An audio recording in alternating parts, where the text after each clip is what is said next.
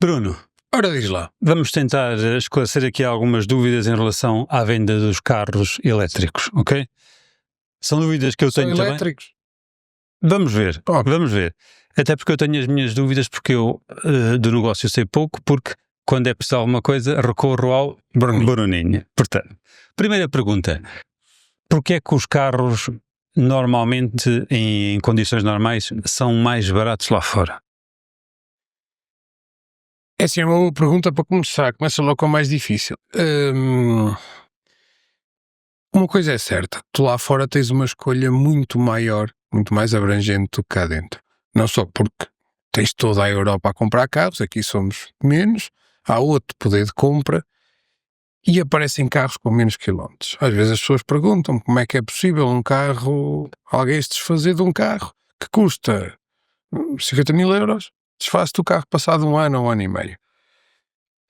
É verdade, os alemães têm muito isso, vão andando com os carros, ou porque são carros de empresas que dão aos funcionários e depois o funcionário vai-se embora e o que vem já quer outro carro e é preciso pôr aquele a andar, ou são leasings.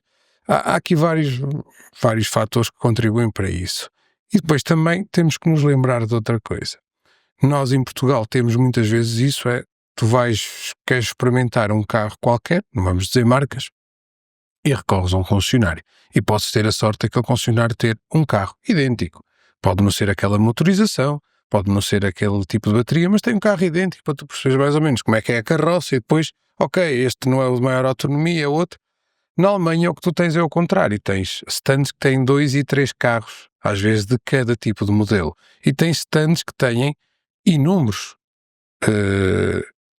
stands espalhados, tens marcas que têm inúmeros stands espalhados, o que faz com que só por isso, já conseguem aumentar o número de carros disponíveis. Ou seja, são mais baratos porque há mais oferta. Há mais oferta, é a lei da oferta e da procura. Esse é o motivo número 1. Motivo número 2, que eu acho que também é relevante, durante muitos anos na Alemanha havia altos incentivos, um bocado por toda a Europa, em Portugal também os houve, incentivos à compra de veículos elétricos. E muita gente comprou-os com esses incentivos. Muitas empresas, muitos particulares compraram com esses incentivos. E depois o que é que acontece? Alguns arrependeram-se, e posso dar alguns exemplos-chave que sei da Alemanha. Arrependeram-se porque não era aquilo que queriam, ou porque a mobilidade elétrica ainda não é para eles, por algum motivo, e vendem os carros com meia dúzia de quilómetros, de milhares de quilómetros, a verdade é essa. E perdem dinheiro, e assumem isso. As empresas têm outro arcabouço financeiro, os particulares têm outro arcabouço financeiro, e portanto, perderem ali 10 ou 15 mil euros, se calhar num ano num carro, para eles é uma coisa que nos provoca grande comichão, a mim provocar-me-ia, não é? A questão é que depois nós vemos essas diferenças espalhadas ou espelhadas no nosso mercado. E temos que considerar outra coisa. Se excluirmos do mercado nacional português os carros usados e importados, então a diferença ainda é maior.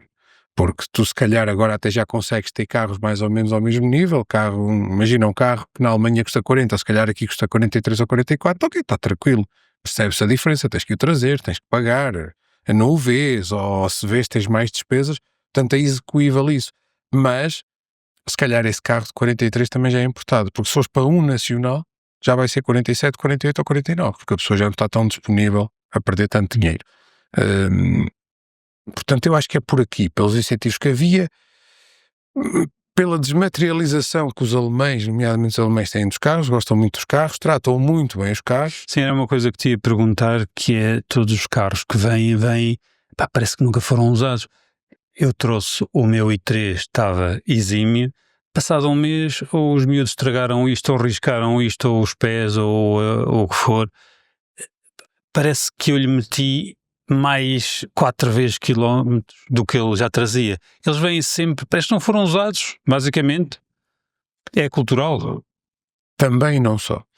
E tu sabes, nós há 5 anos estivemos naquele mega stand com não sei quantos carros, de milhões de euros, onde eu parecia uma criança, e nós fizemos essa pergunta. É certo, estávamos perante carros onde se calhar o mais barato custava meio milhão de euros. Portanto, são carros diferentes, e há alguns que, se calhar o carro com mais quilómetros tinha 3.000 ou 4.000. Mas nós fizemos essa pergunta, porque é que os carros na Alemanha, sejam que carros forem com 100.000 quilómetros, vêm impecáveis? E o alemão respondeu-te, e disse, porque o alemão quando pega no carro, salvo raras exceções, é para fazer muitos quilómetros.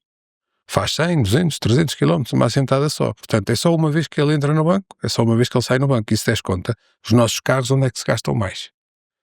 No banco, de entrarmos e sairmos, nos volantes, ok, mas aí tanto dá se faz os quilómetros seguidos ou não, nos puxadores de portas, no estacionar ao lado uns dos outros. Os alemães têm muito menos isso. E tu já estiveste na Alemanha algumas vezes e verificas que as pessoas para o seu dia-a-dia andam ou de comboio, ou daqueles elétricos de superfície.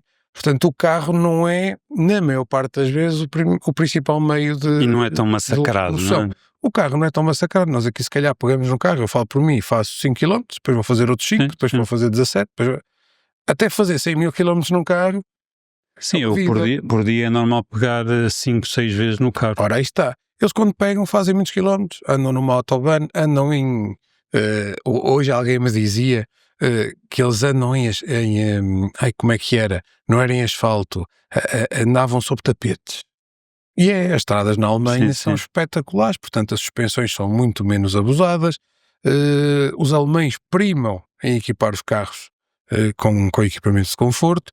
Vou-te dar o exemplo, a primeira vez que alugámos um carro na Alemanha, os bancos estavam quentes, e era um Renault Clio que vinha já de série com os bancos aquecidos, ou seja, os carros bem tratados, regra geral, também já apanhámos carros menos bem tratados, mas é raro, e depois são muito bem preparados. Mesmo os carros que são importados e que eles sabem que vão ter que fazer uma viagem de não sei quantos milhares de quilómetros, 1000 e tal quilómetros, eles preparam o carro muito bem, tanto que nós aqui só temos basicamente que limpar o sítio do condutor e a parte de fora. Os carros vêm bem preparados. Sim, e isso nota-se também que na maior parte dos carros vêm com um jogo de pneus a mais. Ou seja, eles adaptam-se às circunstâncias e lá está, têm esse cuidado. Pneus de chuva para o inverno. Mas isso também te dou a justificação. Primeiro, porque há muito essa necessidade, em primeiro lugar. Eles têm neve mesmo e têm períodos de inverno muito complicados, muito exigentes, e portanto precisam de usar os pneus de inverno. E depois, porque não estão para chatear, para andarem com os pneus de inverno no verão, porque há limitações a nível de velocidade, nomeadamente os pneus gastam-se muito mais e degradam-se. Então eles têm isso. Têm 4 conjuntos de pneus, 4 conjuntos de jantes e quando precisam, trocam. Nem os têm em casa. Às vezes têm na própria loja dos pneus. Está lá como quando tu vais a um bar e tens a garrafinha do Ricardo Matias, há baixo que têm isso, não é? Ali também tem os pneus do Sr. Jung Stern, uma coisa qualquer. É engraçado que tem a ver com culturas. Eu lembro-me que há uma vez um professor meu que era inglês dizia, vim para Portugal, não entendo porque é que os portugueses lavam tanto os carros. O carro lava-se com a chuva. E lá está, as diferenças de culturas de uns países e de zonas para zonas são diferentes. E tu vês, por exemplo, se calhar os teus miúdos são como as minhas, se for preciso comem bolachas no carro, quer dizer que os alemães não o façam, mas têm outro tipo de cultura, se calhar esperam para sair do carro para comer e os carros vêm muito mais bem tratados. Aquela teoria que eu também tinha antes de começarmos nisto, que era carros importados nem vê-los, não a consigo perceber. Pelo menos, atenção, se comprares carros em sítios credíveis. Sim. Porque adulterar quilómetros é crime, e tanto é crime aqui como é na Alemanha. E tanto é aldrabão o português como é o alemão, somos iguais, isso não há diferença. A questão é, se trabalhares com vendedores credíveis, seja aqui, seja lá fora, acho que não há diferença. Não te estou a dizer que os importados são melhores, estou a dizer que com vendedores credíveis são exatamente iguais.